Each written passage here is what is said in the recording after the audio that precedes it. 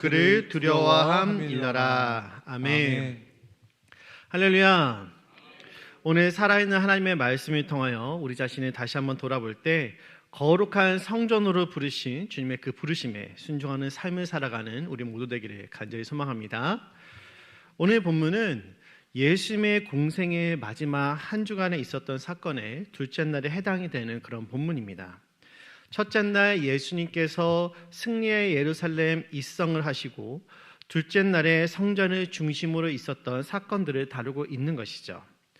둘째 날 예수님은 성전을 향하여 가시다가 시장하셨기 때문에 길에서 발견한 무성한 무화과 나무를 향하여 걸어가시게 됩니다. 하지만 멀리서 봤을 때 무성하였던 그 무화과 나무는 정작 가까이 갔을 때는 아무런 열매도 맺지 못함을 보시고 그 나무를 저주하시기도 했던 것이죠. 그런데 무화과는 보통 5월과 6월에 열매가 맺히기 때문에 주님이 예루살렘에 입성하실 당시에는 열매가 맺히는 그런 시기가 아니었습니다. 그러므로 이 무화과 나무가 열매가 없다라고 저주를 받은 것은 어찌 보면은 예수님께서 너무한 것이 아닌가라는 생각을 할 수도 있는 것이죠. 그러나 잎만 무성한 무화과 나무를 저주하신 이 사건은 매우 상징적인 의미가 있는 것입니다. 즉 주님은 잎만 무성하고 열매가 없는 무화과 나무를 저주하심으로써 경건의 모양은 있으나 경건의 능력은 없는 이스라엘이 바로 하나님의 심판을 받아 멸망할 것임을 나타내신 것입니다. 따라서 이 사건은 곧이어 나오는 성전 정화 사건과도 밀접한 연관이 있는 것이죠.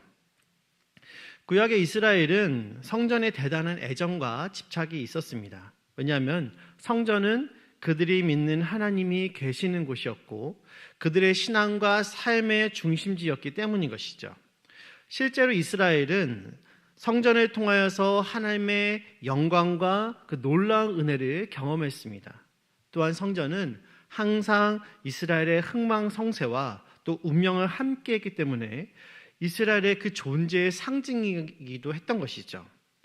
그러한 성전의 중요성과 의미 때문에 예수님께서도 공생애 동안 늘 성전에 관심이 많았습니다.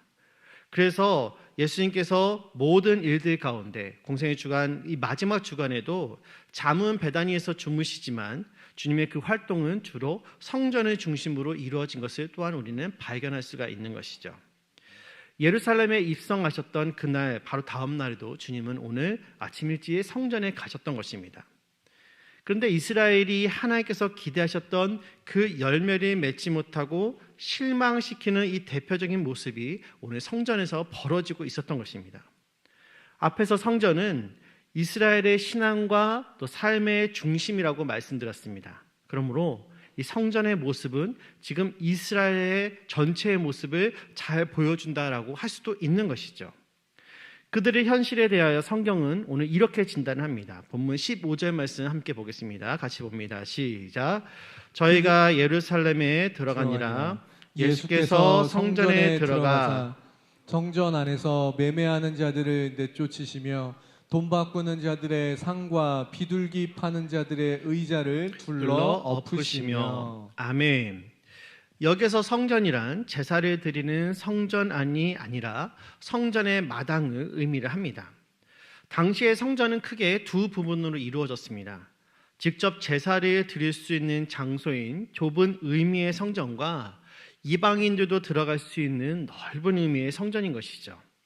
특별히 넓은 의미의 성전은 이방인들도 들어갈 수 있는 곳이기에 이방인의 뜰이라고도 부르기도 했습니다.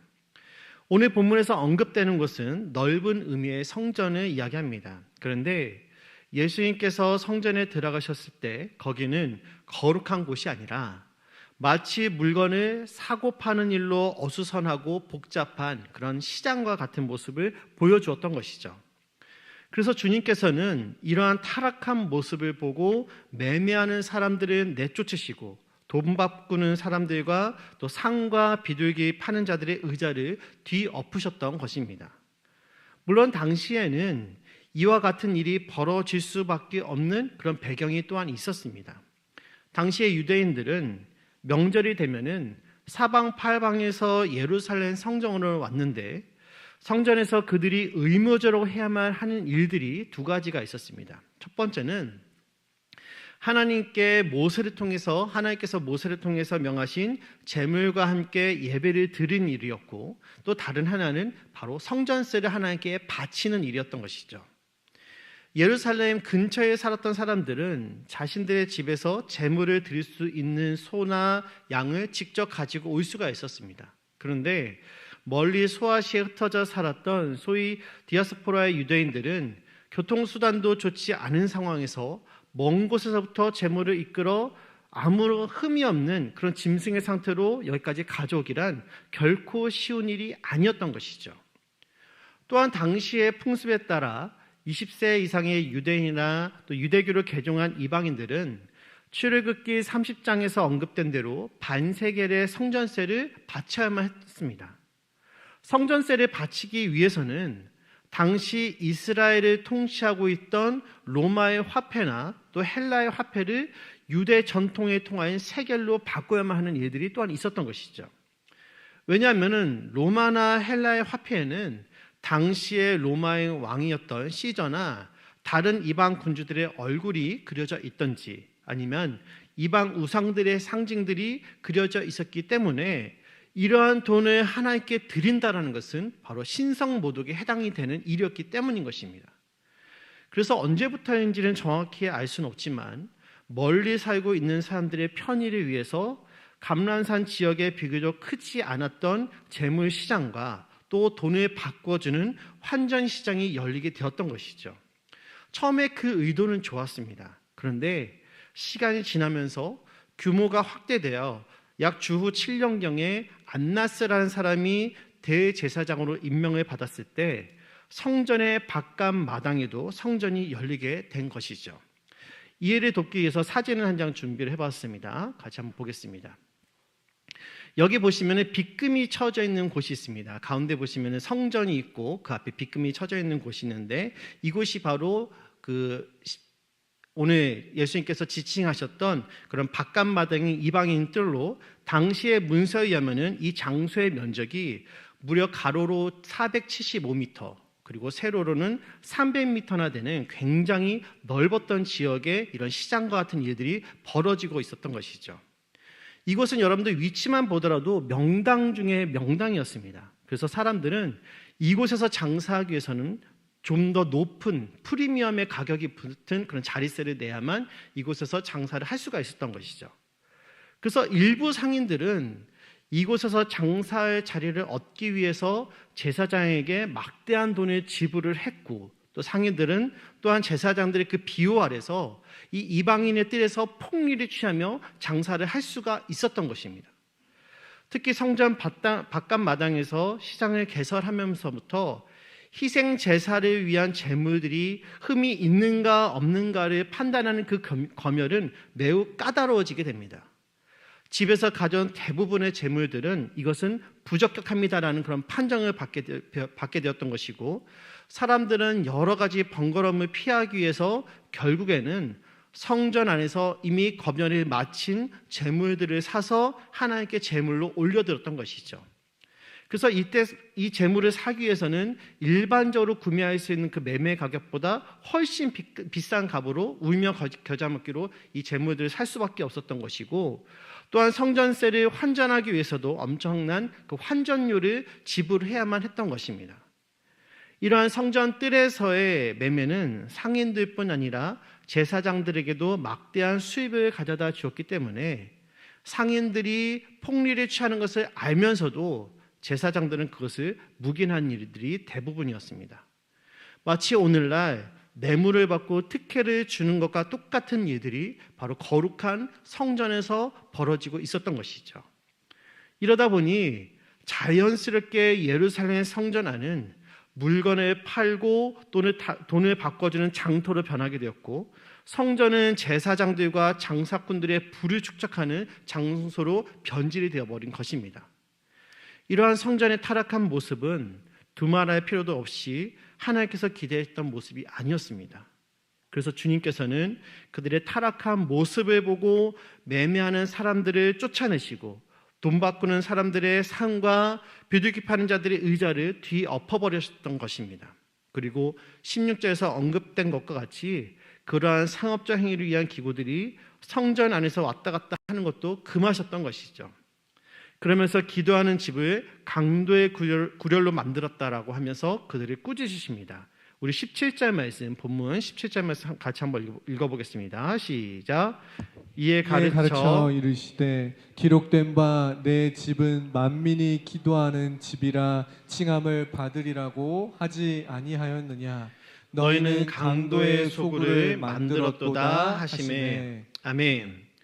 그들은 하나님께서 인자여 인간을 친히 만나주시고 인간의 소원을 들으셨던 곳을 바로 강도의 소굴로 만들어버렸습니다.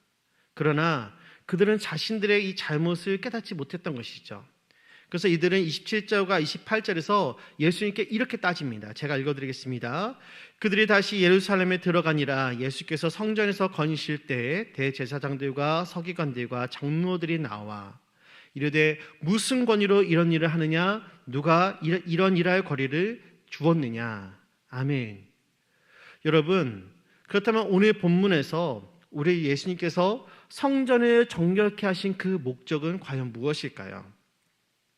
예수님께서 성전을 정결케 하신 것은 단순히 감정적으로 흥분해서 또는 우발적으로 일을 하신 것이 아닙니다. 또한 이스라엘의 종교적인 타락을 부분적으로 시정하거나 또 개혁하시기 위함도 아니었던 것이죠. 주님께서는 이 성전 정화 사건을 통하여서 바로 주님께서 누구이신지 그리고 주님의 이 사역의 본질이 무엇인지를 보여주기를 원하셨던 것입니다. 복음서를 잘 살펴보면은 주님께서 공생의 사역 기간 동안에 성전을 정화하는 사건이 정확히 두 번 있었던 것을 기록을 하고 있습니다. 한 번은 요한복음 2장에 있는 것처럼 공생의 사역을 시작하시면서 그렇게 하셨고, 다른 한 번은 오늘 본문에 있는 대로 공생의 사역을 마치면서 이 성전 정화 사건을 하셨던 것이죠. 공생의 사역의 시작과 그리고 마지막 지점에 바로 성전 정화의 사건이 위치하고 있는 것입니다. 요한복음에 보면은 좀 더 정확하게 또 분명하게 성전을 정결케 하신 이 사건의 의미를 알 수가 있는데요. 요한복음 2장에서 예수님께서 성전을 정결케 하시자 유대인들이 예수님께 그런 일을 할 수 있는 자격이 있는지를 알기 위해서 표적을 구하는 것을 보게 됩니다. 그때 주님께서 이렇게 말씀하십니다. 너희가 이 성전을 헐라 내가 사흘 동안에 일으키리라. 그러면서 성경은 이에 대해서 다음과 같은 설명을 부연하고 있죠. 그러나 예수는 성전된 자기 육체를 가리켜 말씀하신 것이라. 아멘. 즉 성전을 헐라는 것은 성전된 자신이 십자가에 돌아가실 것을 말씀하신 것이고, 3일 만에 일으키리라는 것은 자신이 부활하실 것을 말씀하신 것입니다. 물론 이때는 제자들도 이 말씀을 이해하지 못했고 나중에 주님께서 부활하신 후에야 그 의미를 이해하게 됩니다. 그러므로 예수님께서 성전에서 그들이 그렇게 귀하게 여겼던 성전을 헐라는 말씀까지 하시며 그토록 과격한 모습을 보이신 것은 자신의 사역의 본질과 이 성전이 연결되어 있었기 때문인 것이죠.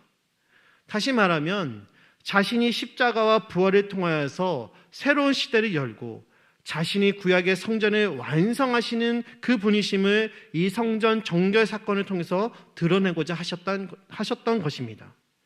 결국 예수님께서는 구약 성전의 완성으로서 자신의 사역의 의미를 보여주기 위해 이 일이 신성모독으로 간주되어 나중에 십자가에 못 박힐 만한 중요한 이유 가운데 하나가 될 줄을 아시면서도 오해와 위협을 무릅쓰고 공생에 2번이나 성전을 정결케 하신 것입니다. 사랑하는 성도 여러분, 우리가 잘 아는 것처럼 구약에서의 성전은 하나님께서 임재하시는 곳으로 하나님과 화해하고 교제하며 그분과 만날 수 있는 장소였습니다. 그리고 구약의 제사 제도가 예수님의 대속 사역을 예표하는 것처럼 구약의 성전은 나중에 메시아를 통해서 완성돼 하나님의 임재에 모형했던 것이죠. 신약 시대에 사는 우리는 구약의 성전에서 경험한 하나님과의 교제, 하나님과의 만남, 그리고 죄의 용서를 통하여서 예수님을 경험할 수가 있는 것입니다. 또한 구약의 이스라엘이 성전에서 경험한 하나님의 영광을 우리는 그 예수님 안에서 경험할 수가 있는 것이죠. 그래야 우리는 예수님 안에서 하나님께 나아갈 수가 있는 것입니다. 그렇다면 오늘 본문은 우리에게 무엇을 말해주고 있습니까? 먼저 예수님께서 성전 되시기 때문에 주님을 모신 우리 자신이 성전이라는 사실을 기억하라라고 말씀하고 있는 것입니다. 고린도전서 3장 16절에 보면은 사도 바울이 이렇게 말합니다. 우리 같이 한번 읽어보겠습니다. 시작. 너희가 하나님의 성전인 것과 하나님의 성령이 너희 안에 계시는 것을 알지 못하느냐. 아멘. 성령께서 내 안에 계시기 때문에, 내 안에 거하시기 때문에 내 자신이 성전이라는 것이죠.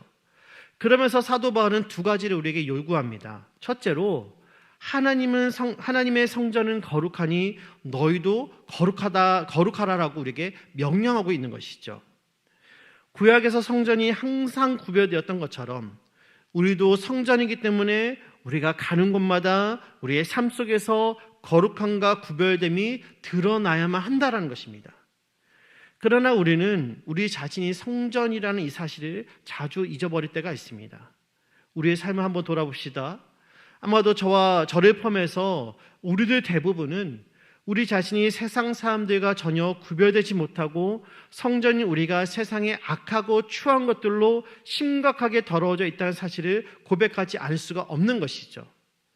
여러분, 우리는 세상의 모든 죄로부터 우리 자신을 지키려는 결단이 필요한 것입니다. 얼마나 많은 매체들이 음란한 이 시대를 대변하고 있습니까? 개인적으로 저는 요즘 사춘기에 접어드는 저희 아들이 어떻게 하면 이 음란의 세대로부터 지켜낼 수 있을까 고민하지 않을 수가 없는 것입니다.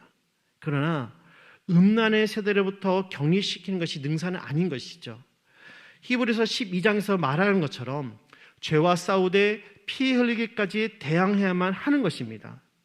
사탄이 달콤한 유혹으로 우리에게 다가와서 우리를 넘어뜨리려고 하지만 이를 분별할 수 있는 힘을 갖게 함으로 죄와 싸워 이기게 하는 것, 이것이 참된 그리스도인이 용사로서 이 땅 가운데 거룩함을 지키는 방법인 것입니다. 그러므로 저와 여러분들이 사도 바울이 디모데에게 권면한 것처럼 이 땅에서 살아갈 때 하나님 앞에서 부끄러울 것이 없는 자로 자기 자신을 쳐서 의에 복종할 수 있는 그러한 복된 삶을 살아갈 수 있기를 간절히 소망합니다. 두 번째로 사도 바울은 우리의 몸으로 하나님께 영광을 돌리라라고 이야기합니다. 우리 고린도전서 6장 19절과 20절 말씀 함께 읽어보겠습니다. 같이 봅니다. 시작. 너희 몸은 너희가 하나님께로부터 받은 바 너희 가운데 계신 성령의 전인 줄을 알지 못하느냐. 너희는 너희 자신의 것이 아니라 값으로 산 것이 되었으니 그런즉 너희 몸으로 하나님께 영광을 돌리라. 아멘. 여기서 몸은 삶을 의미합니다. 우리의 삶을 통해서 하나님께 영광을 돌려야 한다는 말씀이죠. 사랑하는 성도 여러분, 우리는 세상에 속하지 않았습니다. 우리가 속한 곳이 어디입니까? 하나님께서 주인 되시며 우리의 구원자이자 우리의 삶의 주인이신 예수님께서 하늘 보좌 우편에 앉아 계신 저 하늘나라가 우리가 속한 곳임을 믿으시기를 바랍니다. 그러므로 우리는 세상을 사랑하지 말아야만 하는 것입니다. 비록 우리는 세상 속에서 살아가지만 여전히 우리는 세상의 권세 잡은 자 사탄의 영향 아래에 살아가지만 우리의 정체성은 저 하늘에 있기에 우리는 이 사실을 기억하면서 우리의 삶으로 세상 사람들에게 도전이 될 수 있도록 하나님의 영광을 우리의 삶을 통해 드러내야만 하는 것이죠. 더 나아가 교회가 곧 그리스도의 몸이므로 여기 모여있는 저와 여러분 모두가 성전이라는 사실입니다. 우리 모두는 하나가 되어 세상의 모임과는 구별된 그런 공동체의 모습을 보여야만 하는 것이죠. 구별된 공동체의 모습을 보인다는 것은 세상과 구별된 교회의 본질을 지켜나간다는 것입니다. 오늘날의 교회는 예수님 당시의 성전처럼 너무나 많이 세속화되어져 버려 가고 있습니다. 현대 사회에서 가장 크게 대두되는 사회적 문제가 무엇입니까? 바로 동성애입니다. 세계에서 가장 대표적인 동성애가 자유로운 나라를 꼽는다면 네덜란드를 꼽을 수가 있는 것이죠. 그러나 네덜란드가 19세기 말과 20세기에 세계 기독교를 이끌어갔던 많은 신학자들을 배출했고 한때는 전체 인구의 95%가 또 기독교인이었다는 사실을 여러분들은 아십니까? 하지만 그런 기독교 중심의 나라가 2000년에는 매춘을 허용하는 법을 제정하고 2001년에는 동성연애와 동성연애자들이 아이들이 입양하는 것을 허용하게 되었으며 지금은 세계 최대의 동성애 축제가 열리는 그런 나라가 되었습니다. 이러한 기류가 이제는 우리나라에도 있지 않습니까? 몇 년 전부터 시작된 동성애 축제가 이를 반증하고 있고 또 이를 지지하는 관련 법들이 제정되고 있으며 심지어 우리의 다음 세대들에게 이를 교육시키려는 시도까지 목격이 되는 현실 속에서 우리가 지금 살아가고 있는 것입니다. 여러분, 성경은 말합니다. 하나님이 자기 형상, 곧 하나님의 형상대로 사람을 창조하시되 남자와 여자를 창조하시고 아멘. 사랑하는 성도 여러분, 오늘날 세속화의 물결이 교회를 휩쓸고 있습니다. 기독교 역사를 살펴보면은 교회가 그 교회의 본질의 모습을 보이고 있을 때는 언제나 그 교회는 부흥하고 세상에 큰 영향력들이 미쳤던 것을 우리는 발견할 수가 있는 것이죠. 그러나 반대로 교회가 세상에 순응하려다가 진정한 그 교회 본연의 모습을 잃었을 때는 있으나 마나한 존재가 되고 세상에 대해서는 아무런 힘도 낼 수 없는 아주 무력한 그런 모습을 우리가 또한 발견할 수가 있는 것입니다. 이 시간 우리가 이를 기억하면서 우리 모두는 교회가 그 본질의 모습을 보일 수 있도록 우리가 그런 최선의 삶을 살아야 될 줄 믿습니다. 그럴 때 우리 모두가 하나님의 인재와 역사하심을 경험하게 될 줄 믿는 것입니다. 이제 말씀을 정리하겠습니다. 주님께서는 구약 성경의 완성으로서 예수님의 사역의 의미를 보여주기 위해 오해와 위험을 무릅쓰고 성전을 정결하게 하셨습니다. 오늘날 성전은 건물이 아니고 주님이 모인 것이죠. 따라서 마음속에 주님을 모신 우리 모두는 성전인 것입니다. 주의 이름으로 모인 공동체도 주님의 성전인 것이죠. 그러므로 우리들 각자는 성전의 그 본질을 유지하기 위해서 구별된 삶을 살아야만 할 것이고 교회 전체적으로는 세상의 모임과는 구별된 모습을 보여야만 하는 것입니다. 그러할 때 우리는 하나님의 인재와 역사하심을 경험할 수가 있는 것이죠. 이 밤에 이를 위해서 우리가 모인 줄 믿습니다. 세상 사람들은 공휴일이다 금요일이다 하여서 자기 자신을 즐겁게 하기 위해서 모이지만 하나님의 구별된 자녀들은 하늘의 하나님께 도우심을 구하고 세상의 것으로부터 우리 자신을 구별하고 또 거룩한 삶을 살기 위해 기도하며 주의 말씀 붙잡고 말씀대로 살지 못하면 안타까워하며 회개하며 나아가는 것입니다. 오늘 밤 주의 말씀 붙잡고 주님 앞에 나아가는 자들에게 하나님의 크신 은혜가 임하게 될 줄 믿습니다. 주의 이름을 부르며 간구하는 자들에겐 하늘의 특별한 은혜가 임하게 되는 것입니다. 이것이 우리가 세상 속에서 구별되어 거룩한 삶을 살아가는 방법인 것이죠. 이와 같은 은혜가 오늘 밤 저와 여러분 모두에게 또 우리 교회 전체에 임할 수 있기를 간절히 소원합니다.